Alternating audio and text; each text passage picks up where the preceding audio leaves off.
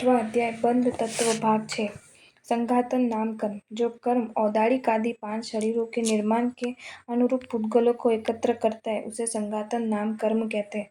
जिस प्रकार दंताली अलग अलग स्थानों पर बिखरी हुई घास को एकत्र करती है, ठीक उसी प्रकार संघातन नाम कर्म बिखरे हुए पुद्गलों को एकत्र करते हैं। शरीर के नाम से उनके 5 प्रकार इस तरह है: औदारिक संघातन नाम कर्म, वैक्रिय संघातन नाम कर्म, आहारक संघातन नाम कर्म, तेजस संघातन नाम कर्म, कार्मण संघातन नाम कर्म, संघयन संहनन नाम कर्म।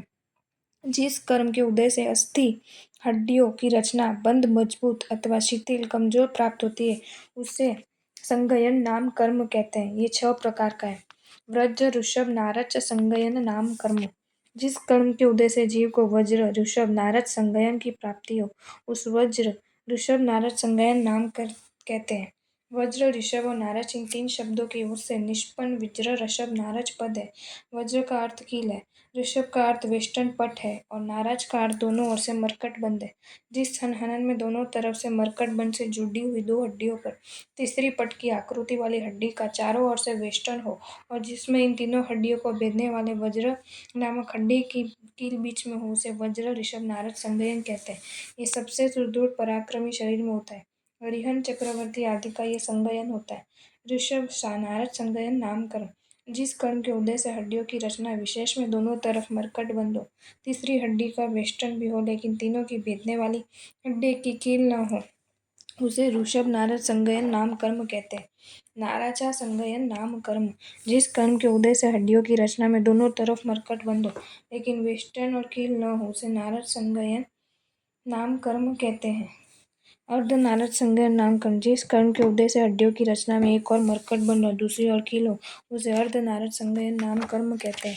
कीली का संघयन नाम कर्म। जिस कर्म के उदय से हड्डियों की रचना में मरकट बंद और वेष्टन न हो किंतु कील से हड्डियां जुड़ी हो उसे कीली का संघयन नाम कर्म कहते हैं। सेवार्थ संघयन नाम कर्म। जिस कर्म से के उदय से हड्डियों की रचना में मरकट बंद, वेष्टन और कील न होकर यों ही हड्डियां आपस में जुड़ी हो उसे सेवार्थ संघयन नाम कर्म कहते हैं। सेवार्थ को छेवट अथवा छेद वृत्त भी कहते हैं।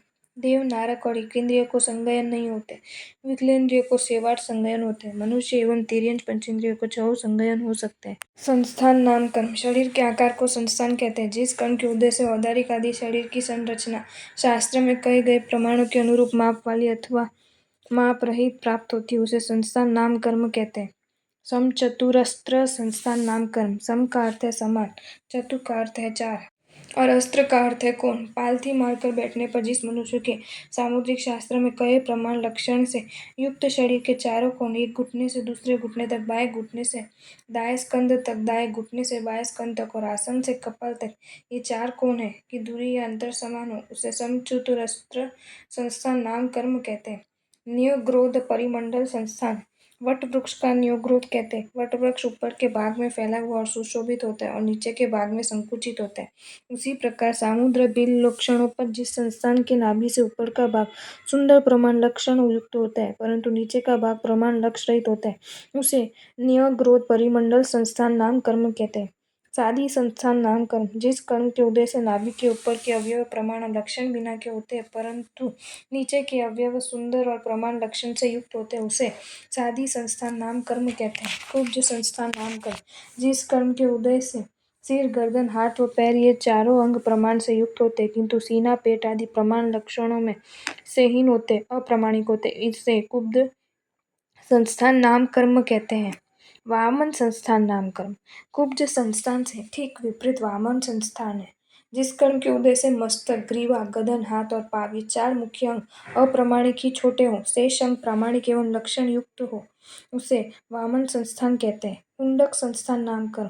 जिस कर्म के उदय से शरीर के सारे अंगोपांग अप्रामाणिक अलक्षणिक है उसे हुंडक संस्थान नाम कर्म कहते हैं। समस्त देवों में केवल समचतुरस्त्र संस्थान पाया जाता है। पृथ्वी काय, अप काय, देव काय, वायु काय, वनस्पति काय एवं विकलेंद्रिय जीवों को केवल हुंडक संस्थान ही पाया जाता है। नाड़की जीवों में भी हुंडक संस्थान ही पाया जाता है। मनुष्य एवं तिर्यंच पंचेंद्रियों में 6 संस्थान पाए जाते हैं। वर्ण नाम कर्म। जिस कर्म के उदय से जीव को वर्ण की प्राप्ति होती है उसे वर्ण नाम कर्म कहते हैं।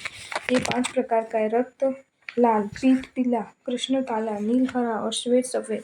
जिस जीव ने जैसा वर्ण कर्म नाम कर्म बांधा है उसके शरीर का रंग वैसा ही होता है, कोई गोरा होता है तो कोई काला होता है, किसी की चमड़ी सफेद हो तो किसी की काली या पीली है। इसका कारण जीव का वर्ण नाम कर्म है।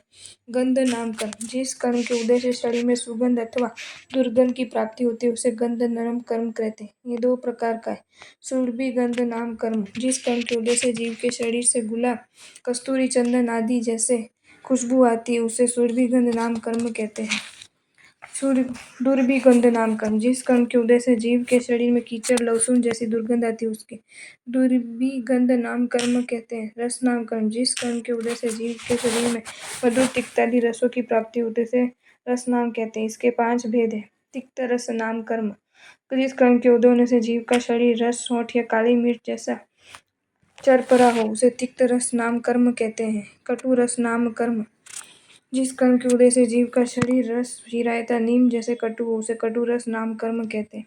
कषाय रस नाम कर्म, जिस कर्म के उदय से जीव का शरीर रस वाला, बेहड़ा है जैसा कसेला हो वह कषाय रस नाम कर्म है। आम्ल रस नाम कर्म, जिस कर्म के उदय से जीव का शरीर रस, नींबू, इमली जैसे खट्टे पदार्थों जैसा हो उसे आम्ल रस नाम कर्म कहा जाता है। मधुर रस नाम कर्म, जिस कर्म के उदय से जीव का शरीर रस, मिश्री आदि मीठे पदार्थ जैसा हो उसे मधुर रस नाम कर्म कहते हैं। स्पर्श नाम कर्म, जिस कर्म के उदय से जीव के शरीर में शीत, उष्ण आदि स्पर्श की प्राप्ति हो उसे स्पर्श नाम कर्म कहते हैं। इसके 8 भेद हैं। गुरु स्पर्श नाम कर्म, जिस कर्म के उदय से जीव का शरीर लोहे जैसा भारी हो वह गुरु स्पर्श नाम कर्म है। लघु स्पर्श नाम कर्म, जिस कर्म के उदय से जीव का शरीर रुई जैसा उल्का वह लघु स्पर्श नाम कर्म है। मृदु स्पर्श नाम कर्म, जिस कर्म के उदय से जीव का शरीर मक्खन जैसा कोमल हो वह मृदु स्पर्श नाम कर्म है। कर्कश स्पर्श नाम कर्म, जिस कर्म के उदय से जीव का शरीर पत्थर जैसा खुरदरा कर्कश हो वह कर्कश नाम कर्म है। शीत स्पर्श नाम कर्म, जिस कर्म के उदय से जीव का शरीर बर्फ जैसा ठंडा हो उसे शीत स्पर्श नाम कर्म कहते हैं। उष्ण स्पर्श नाम कर्म, जिस कर्म के उदय से जीव का शरीर आग जैसा उष्ण हो वह उष्ण स्पर्श नाम कर्म है। स्निग्ध स्पर्श नाम कर्म, जिस कर्म के उदय से जीव का शरीर तेल जैसा चिकना हो वह स्निग्ध स्पर्श नाम कर्म है। रुक्ष स्पर्श नाम कर्म, जिस कर्म के उदय से जीव का शरीर बालू जैसा रूखा वह रुक्ष स्पर्श नाम कर्म है। अनुपूर्वी नाम कर्म, जिस कर्म के उदय से जीव विग्रह गति से भवांतर में आ जाने वाले जीव को आकाश प्रदेश की श्रेणी के अनुसार गति होती है उसे अनुपूर्वी नाम कर्म कहते हैं। विग्रह गति अर्थात एक भव से दूसरे भव में उत्पन्न होने के मध्य काल में होने वाली आत्मा की मूड वाली गति अर्थात पर भव में जाते हुए जीव को उत्पत्ति क्षेत्र के तरफ मुड़ने का काम करने वाले कर्म को अनुपूर्वी नाम कर्म कहते हैं। इसे कर्म का उदय विग्रह गति में ही होता है। इसके 4 भेद हैं। नरकानुपूर्वी नाम कर्म, जीव को नरक भव में जाते हुए आकाश प्रदेश की श्रेणी के अनुसार गति करवाने एवं उत्पत्ति स्थान की तरफ मोड़ करवाने वाले कर्म को नरकानुपूर्वी नाम कर्म कहते हैं। तिर्यंचानुपूर्वी नाम कर्म, जीव को तिर्यंच भव में जाते हुए आकाश प्रदेश की श्रेणी के अनुसार उत्पत्ति स्थल की तरफ मोड़ गमन करने वाले कर्म को तिर्यंचपूर्वी नाम कर्म कहते हैं। मनुष्यानुपूर्वी नाम कर्म, जीव को मनुष्य भव में जाते हुए आकाश प्रदेश की श्रेणी के अनुसार उत्पत्ति स्थल की तरफ मोड़ गमन करने वाले कर्म को मनुष्यानुपूर्वी नाम कर्म कहते हैं। देवानुपूर्वी नाम कर्म, जीव को देव भव। आपको ये वीडियो अच्छा लगा हो तो इसे लाइक करें और शेयर करें और ऐसे ही नए नए वीडियोज देखने के लिए सब्सक्राइब करें हमारी channel Jain facts and stories को।